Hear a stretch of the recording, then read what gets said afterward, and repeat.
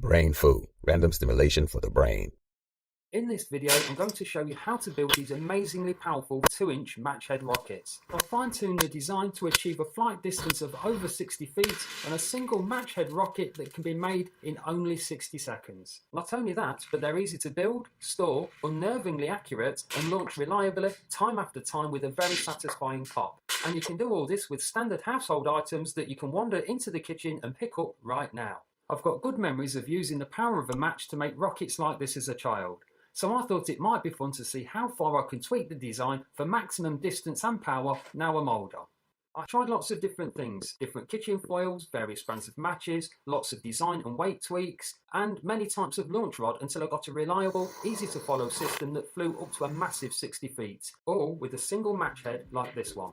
Pretty much any type of match will do, but I had the most consistent results and longest range with the Strike Anywhere matches as against the Strike on box only variety. The first thing we need to do is harvest some match heads for our rocket engine. That's done by simply cutting away the unwanted wooden part of the match, close enough to the tip so that we're not carrying unnecessary weight, but not so close that the match head breaks up. Next we're going to make the rocket body out of some kitchen foil. Any kitchen foil will do, but if you have some slightly better quality, thicker foil, it will help with the flight distances. This is because thicker foil resists blowout when the high pressures we will be creating inside our mini rocket can punch through the side of the foil. Now pull about 5 inches of foil out and cut it off. Here is the template I'll be using to mark onto the foil, and it comes printed to scale size on my plan sheet, which is a 100% free download on the website. I'll make the links available at the end of the video and in the iCards and description bar if you want one. This stage is optional, but I would recommend that you cut a small slither of paper or tissue. We can then place it on top of the kitchen foil like this. Fold it once to make sure that the template fits nicely inside the edges of the fold and set it to one side. Now fold the foil over as many times as you can, and this way we should be able to make 4 rocket casings in one go. Now place the template on top of the foil and gently mark around the shape with a pen or marker, ready for cutting out.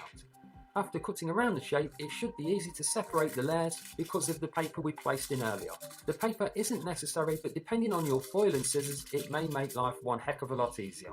Finally, we need a launching rod, and this doubles up as a rolling stick. You could use a wooden barbecue skewer or a cocktail stick, but I found the best to be this simple metal skewer or a straight wire coat hanger, and these can be used again and again with no performance loss or variations as long as you keep them clean. I'm marking 4-inch sections down the skewer. Not only do you end up with 3 virtually indestructible long life launch rods, but as a handy bonus, we've even got a thumb holder on one that we can use later on. Then just cut free with a pair of pliers or a saw. The last stage of finishing, we just need to knock off any sharp burrs that may rip or catch the kitchen foil. If you have a file to hand, it's a simple matter of removing any sharp edges and beveling the top and the sides. If you don't have a file, you can do exactly the same thing with a sandpaper or a concrete paving slab. Now that's out of the way, we have all the components we need to quickly roll multiple long-range mini rockets. Take one of your match head motors and place it with the top of the match head facing the bottom of your rocket casing, with about 10mm or 3/8 of an inch of foil above it. By gently forming a U shape in the foil with your fingers, you can create somewhere for the launch rod and match head to sit. So slide that up to the match head and into position. Now start rolling the foil up, and once you have the first 1 or 2 rotations in place, place one small fold near the tip like this. Then roll up nice and tight. It may not look much, but what that simple little fold does is help to trap in some of the very high pressures that are created on launch. Once you have a nice roll all the way to the top, twist the spare foil above the match head in the same direction as the roll. And with a little bit of practice, you can do all this in less than 45 seconds. Finally, take some pliers and crimp over the top third of the spare foil. Fold that over again, crimp once more, and fold that into the last third, then crimp again. Be careful at this stage not to crimp too close to the match head so that you might accidentally crush it or weaken the foil near it. With a few light adjustments, you will now have your rocket complete in less than 60 seconds and ready to fly. What we've created here, without doing anything else, is basically replicate the aerodynamic principles of a foam gun dart like Nerf. In our rocket, the mass created by the excess foil and match head are at the tip. The rocket body should be as smooth as possible and not bent, and once that's right, there's just no need for fins at the rear. If you do want some fins though, it couldn't be easier. Cut a small square of tape, then punch a hole in the middle. Slip the tape over the top of the casing and down to the base. Then a simple corner to corner fold on both corners completes the basic shape. Trim back any excess tape and you're good to go. These slight upward cuts to the underneath of the fins not only tidy things up, but reduce unwanted drag. You can even reduce drag a bit more and fly further by an additional haircut to the tips.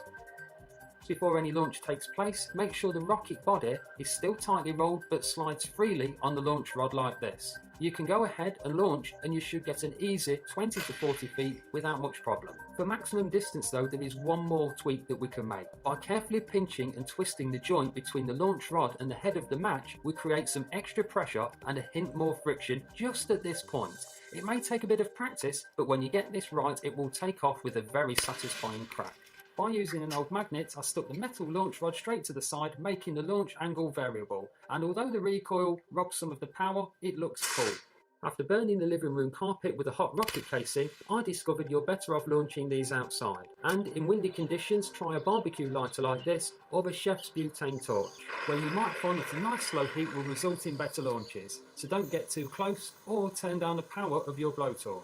So there you go, that's how to make a single match head rocket in 60 seconds that can fly up to 60 feet. I hope you had fun watching this video, so why not subscribe now for more videos that you might like in the future. And if you manage to beat my distance of 60 feet, let me know in the comments section below or post the results on my Facebook page where you can share photos and videos if you like. Well, that's it for now. Don't forget the free plans available on the website. Thanks for watching.